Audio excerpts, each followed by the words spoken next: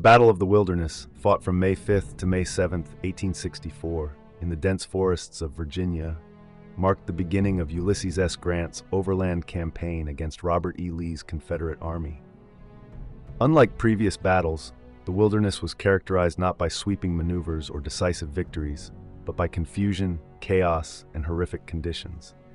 The thick underbrush caught fire during the fighting, trapping wounded soldiers and making rescue nearly impossible. More than 28,000 casualties were recorded over the course of just 3 days, with no clear victor. It signaled a grim shift in Union tactics, from seeking singular, conclusive battles to a strategy of relentless pressure, attrition, and total war.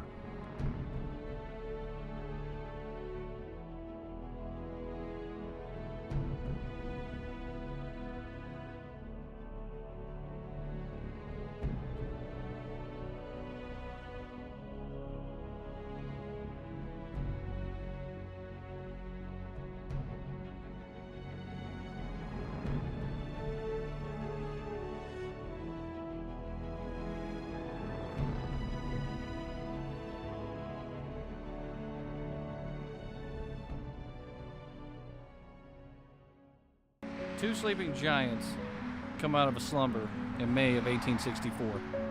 The Army of the Potomac and the Army of Northern Virginia. They converge on an unassuming place out here in Orange County, Virginia, a location that would be forever known as the Battle of the Wilderness. That's where we are today.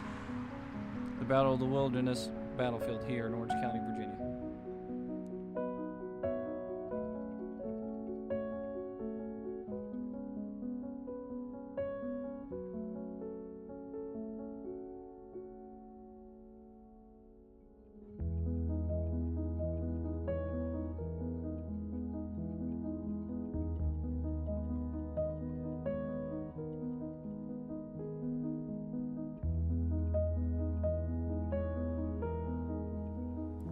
So camp life during the winter of 1863 was a cold one. And the men built up huts, log cabins, and half-tent flats, accommodations for themselves to get through the winter. And there were a lot of pictures taken that year to show the life of the camp itself and the soldiers in their everyday normal life out there. One of my favorite pictures from that time was a picture of the 17th Maine as they were doing drill. I believe it was on the 4th of May, 3rd or 4th of May, and it was right before they go into the fold out here at the Battle of the Wilderness. Now, the 17th Maine has a rough go of it out here at the Wilderness. In that picture, when you take a look at it, you see a large body of men. And out of that large body of men, 507 men are drilling. When this battle is over with, they have 192 casualties and 54 men within a short couple of days would end up dead from that unit. A lot of the units in both armies are like that in these campaigns out here during May of 1864. Spotsylvania is it's a real bitterly contested fight as well. And a lot of men die out there at a place called the Mule Shoe. And out here at the Wilderness, during the 5th and 6th of May, a lot of the fighting is kind of like what it was in 1863 and 1862. It's out in the open. There are quickly thrown up defenses for men to get behind, but it's not the typical trench warfare that you see during siege work at Petersburg and Vicksburg.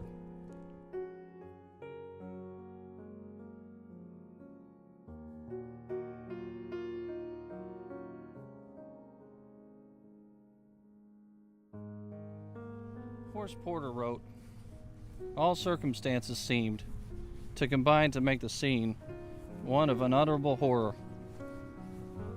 It was as though Christian men had turned to fiends, and hell itself has usurped the place of earth." Of course, they're talking about the fight that happened out here in the woods and fields and the hand-to-hand combat that took place. The struggle was real. Fighting really hadn't looked like this. There had been tastes of it in previous fights. Around the Chancellorsville area, Fredericksburg, in those pits and trenches. But nothing quite like this. Fire had taken control and burned men who were alive still, who were in agony and couldn't peel themselves off the fields. The men around those guys were having to protect themselves from the battle, so they couldn't stop to help. The Army still continued on, still continued to do its thing, continued to fight. As they listened to the screams and the moans in these fields around here, which one officer said actually drowned out the noise of battle itself. Can you imagine that? The screams of men who were burning alive was so loud that it actually drowned out the sound of cannons and muskets and charging soldiers across these fields. It must have been a horror, just like he said.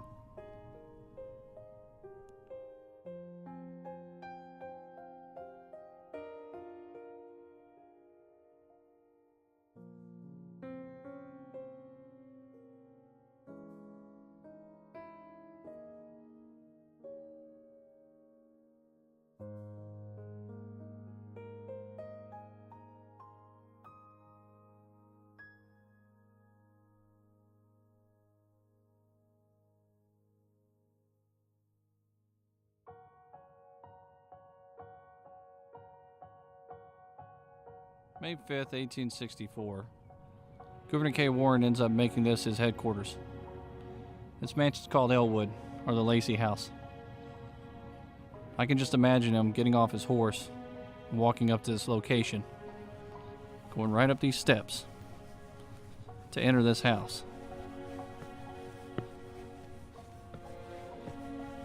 It's a great place for a commander to have a headquarters. It commands the field. To the rear, this is where a lot of the Army's coming in from. Directly out front, or to the rear of this house, is where Warren's sending men into the battle. And then off in that direction over there, Grant ends up making his headquarters.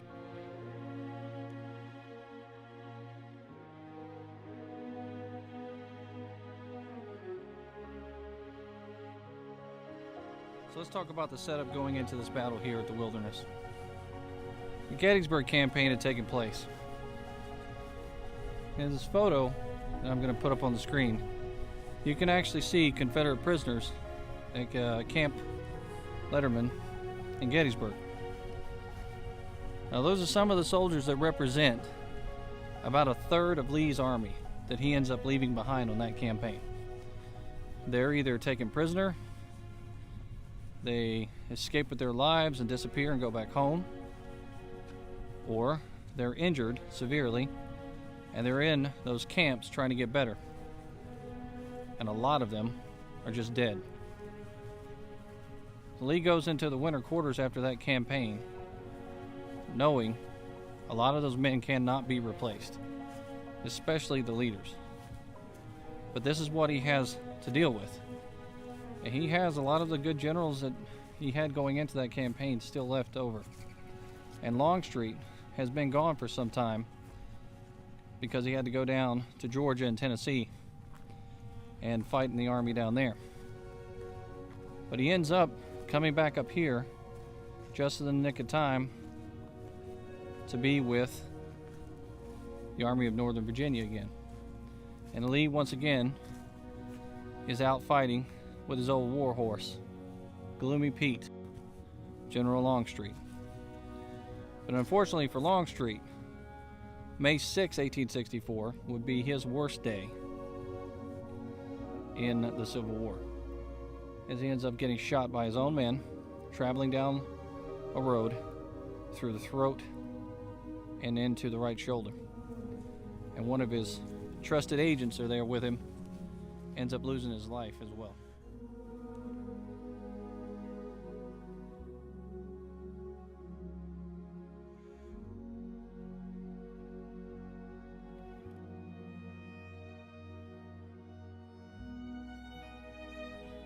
So the Union Army is now on the move. Grant, wanting to get across the river to find Robert E. Lee and to make war on him where he could find him, decides to get his men up and going early on. He ends up sending Warren, followed by Sedgwick, at Germanna Ford. 2nd Corps of Winfield Scott Hancock and Ely's Ford. Now, those armies are moving in succession with each other, with the idea that once they find the Confederate Army, they're going to converge at that point, and they're going to make all-out war on that army, hopefully separate it into pieces, and then cause it to surrender or destroy it. But it doesn't work out that way for them, because on the other side of this fight, just like the officers told General Grant, you've never fought Bobby Lee before. Well, the Overland Campaign becomes something of a, I guess you could say, like a 7 days battle for General Grant. General Lee proved himself during the 7 days battles at the 7 days battles in 1862 and pushed McClellan pretty much out of Virginia. Well, Grant is going to do the same thing for Robert E. Lee during the Overland Campaign. He's going to outwit, outmaneuver, and outfight. And he's going to attack him at all points, at any chance that he gets, no matter how much it costs, then lay siege to him and cause that army and Robert E. Lee to surrender at Appomattox.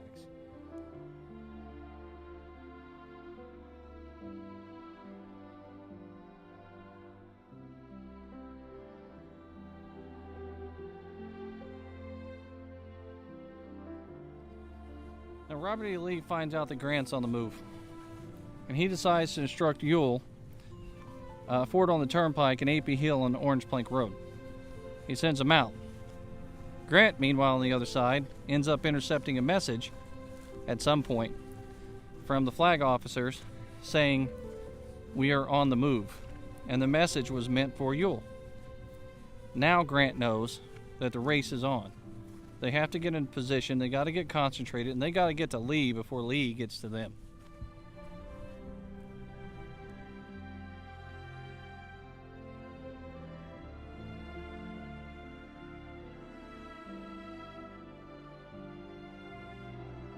So another thing that ends up spoiling the plans here is early in the afternoon of the 4th, you end up having the Army of the Potomac halting in the wilderness due to the wagon trains being strung out. They could have continued on and pressed forward and probably made more progress towards the Army of Northern Virginia. But they didn't want to leave their wagon trains out to dry because they knew what happened in the past. The cavalry from the Confederacy loved attacking wagon trains, burning them to the ground, and stealing all the goods they could steal. So they halted, gave the wagon trains time to catch up and concentrate, and then they end up delayed a little bit, which gives Robert E. Lee even more time to get his men in place over here at the wilderness.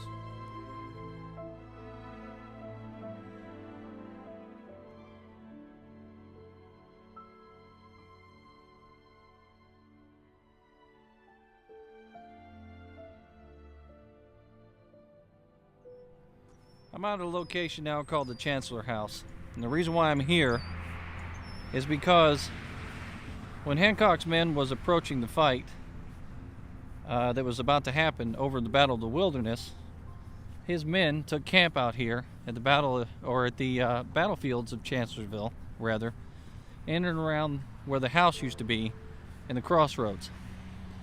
Now the house had already been ruined because of a fire, and the fields were ruined because of battle. Farmers were still trying to plant out here, undoubtedly. But the soldiers talked about, when they were camping out here, coming across bleached white bones sticking up out of the ground and skulls. Some of them poked at them and kicked at them, and made note of the ominous feeling that they had while they were in and around these fields. Things were a lot different, though. It was no longer April of 1863 or May of 1863 either. It was 1864, and things had changed. Union soldiers were starting to write positive things in their diaries and letters about how they felt like they could win this war. Confederate soldiers were starting to talk a lot about hunger, a lot about not feeling so great about what was going on with their army. The tide had changed. But Confederate leadership was still as fervent as ever about whether or not they were going to win. They still firmly believed that they had the opportunity here at the Battle of the Wilderness to change things around. Robert E. Lee himself even wrote that the coming battle, if they lose, they have nothing to live for. But if they win, they have everything to live for. So he placed everything on this battle that was coming. Meanwhile, the soldiers of Hancock's corps were back here in these fields camping out at Chancellorsville, and one soldier looked at another, an older soldier looked at a younger soldier, and he pointed at the bones at the ground and he told the man, "That's what you're headed for, just up ahead." He was a veteran and he knew what he was talking about. It was an ominous warning to the younger soldiers that had not gone into the fray, had not seen the elephant just yet. And they would be meeting it that very next day at the Battle of the Wilderness.